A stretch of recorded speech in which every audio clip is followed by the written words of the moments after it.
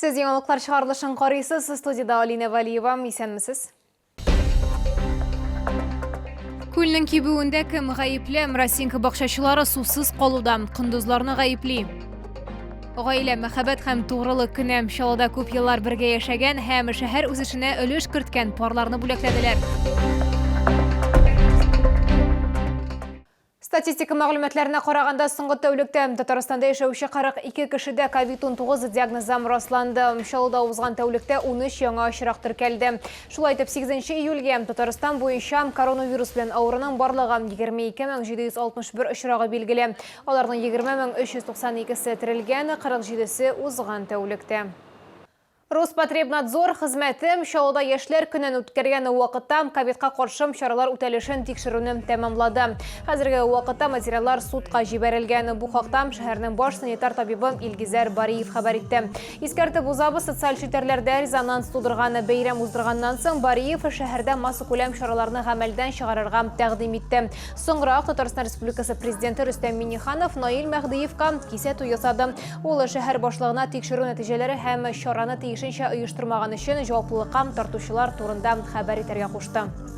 Есть поручение президента нашей республики разобраться в этих вещах, поэтому я отказался бы от комментариев по тому, как то, что связано непосредственно с нашей службой. Да, виновные должностные лица были приглашены к нам, материалы подготовлены, принятие решения судом. Материалы направлены на суд, и по результатам суда уже принятого решения потом можно будет комментировать. Бакчачылар кындызлар белән су бүлә алмый, эссе җәй күленең кибүенә китергән, Росинка бакчачылары монда су кындызларын гаепли. Нәтиҗә буларак, сусыз калган бакчачылар буаны җимергән, кимерүчеләр үлем куркынычы астында калган. Бу проблеманы безнең хәбәрчебез ачыклады. Бір ойлық құрылық Росинка бақшашыларының сусыз қалдырған. Су сипмәгәч бақшаларда яшешәләр үлә, бақшашылар усаллана бара. Су булмауында алар кимерүчеләрне гаепли. Кындызларга каршы көрәшү өчен мессенджерда төркем оештырганнар. Фикер алышының нәтиҗәсе булып, уңыш өчен плотинаны җимерү тора. Надо воды, понимаете, если ее нету, сухо в речке, а у них стоит запруда. И вот так она у них накапливается, потом мы ее бомбим и сюда. Бакчачылык ширкәте рәисе кимерүчеләрне кууда катнашы юклыгын белдерде. Безгә алар ясаган буаны күрсәтте. Вам не жалко людей, которые бабки, деды мучились, вкладывали деньги, труд вкладывали, и придут, урожай засохнул, и ничего не соберут. Этого не жалко? Халык инициативасы экология хәрәкәте буа җибәрелгәнен төшергән видеоны һәм мәгълүматны биоресурслар комитетына юллаган. Сама по себе постановка вопроса о разрушении бобровых плотин, выселении бобров насильственное, оно, во-первых, незаконно, во-вторых, ни к чему не приведет. Вода в запруде после разрушения, ее там немного, она уйдет, а дальше в пруд будет поступать воды ровно столько, сколько было до разрушения плотины. Буаны җимерү теләген барысы да хупламаган. Төркемдә язушу барышында бакчачыларның бер өлеше бу эшнең мәгънәсезлеген һәм штрафлар булу мөмкинлеген искәрткән. Әлегә кадәр кайберәләр монда кындызлар гаепле түгел дип исәпли. Видите, воды нет же, все равно. Проблема не в бобрах, а в погоде. Дождей нет, откуда воды взять-то?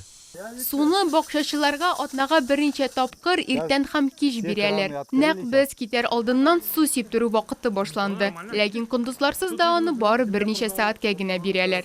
Лиана Бугавиева, Ленар Султанов, Яңалыклар. 11 ел артта калды. 40 мәктәп укучылары физика һәм информатика фәннәреннән бердәм дәүләт имтиханнарын тапшырып, уку йорты белән сау булашты.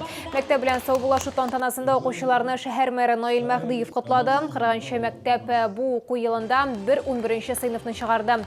29 укучы мәктәп белән сау булашып, улы юлга чыгарга әзерләнә. Мәктәпне бер укучы алтын медальгә тәмамлаган. Шулай ук бердәм дәүләт имтиханнарында 90-нан артык балл җыйган укучыларны аерым котладылар. Укытучылардан согынам, инде укытучылар буенча согынам. Дуслар, мин бик дуслаштым бу класс белән. Мин бик рәхмәтле бу мәктәпкә, бу укытучыларга. Балаларның быдый нәтиҗәләре бик әйбәт. 99-га биргән малайыбыз да бар, 95, 94, 93 шундый балалар җыйган балаларыбыз бар. Без аларга киләчәктә үзләре сайлаган уку йортларына кирип, үзләре теләгән һөнәрләрен алып, зур кешеләр булырлар дип ышанып калабыз. Гаилә мәхәббәт һәм тугрылык көне беренче тапкыр әлеге бәйрәм Россиядә 2008 елда билгеләп үтелә. Чаллыда исә бу көнне ел саен озак еллар бергә яшәгән һәм шәһәр үсешенә өлеш керткән парлар бүләкләнә. Тулырак хәбәрчебез материалында.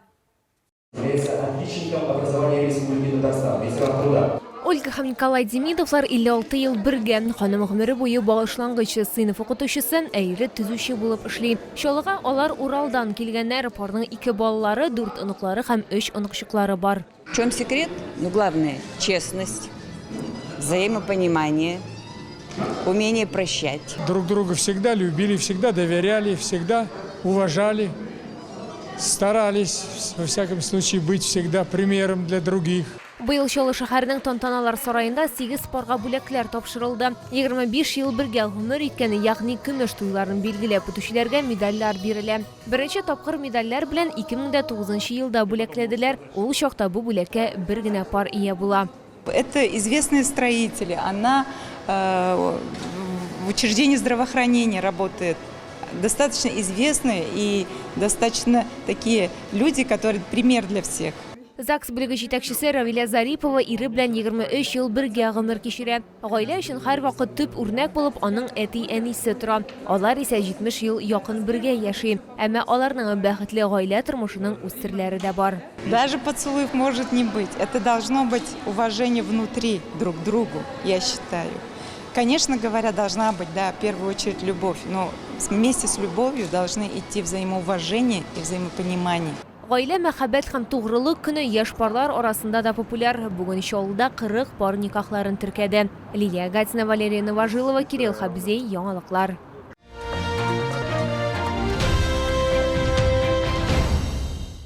Товарлар сатып алырга ашыгыз. 10 июль көнне Сөембикә проспектында Галамарт кибеты ачылу уңайнан бөтен гаилә өчен зур бәйрәм узачак. Кибет ачылган көнне барлык ассортиментка икенче товар 1 сумга дип исемләнгән акция гамәлдә булачак. Кибет инде ачы һәм кунакларын көтә барды. Хәзерге вакытта аерым продукциягә махсус бәяләр һәм акциялар гамәлдә. Галамарт кибетендә йорт, бакча һәм ял итү өчен барлыгы 7 меңнән артык товар тәкъдим ителгән. Магазин новый, несколько товаров можно посмотреть, которые совершенно у нас в городе не найдешь. Что-то есть со скидкой, то есть как бы вот приобрела для бабушки блендер. Я уже сказала, я уже всем своим близким, я потому что была, думаю, сегодня еще раз посмотрю. Әйберләр сатып алулардан тыш кунакларның күңелле итеп вакытны үткәрү мөмкинлеге дә булачак. Сатып алучыларга бушлай прическа ясасалар, ата-аналарда мәшгуль вакытта балаларны аниматорлар уйнатачак. Кунаклар өчен бай программа, кызыклы мастер-класслар һәм башка күңелле чаралар әзерләнгән. Первый раз пришли, интересно, нет у нас в городе таких магазинов, чтоб обширных. Цены приятные.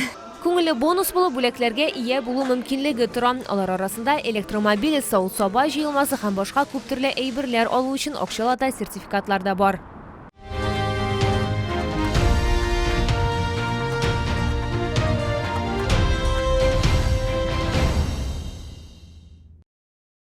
Без искәртеп узабыз, COVID-19-га каршы вакцинация дәвам итә. Авыртуларсыз иммунитет булдырырга телисез икән, коронавирустан прививка ясатыгыз.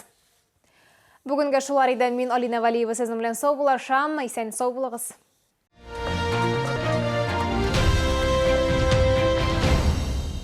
Приумножьте свои личные сбережения с КПКГ «Госзайм». Ставка 11% годовых. Также выдаем займы с использованием средств материнского капитала. Набережные Челны, Новый город, 107. Глазная клиника Газизовых. Современная хирургия катаракты и глаукомы. Лечение близорукости у детей. Набережные Челны, дом 1408. Телефон 35 75 75.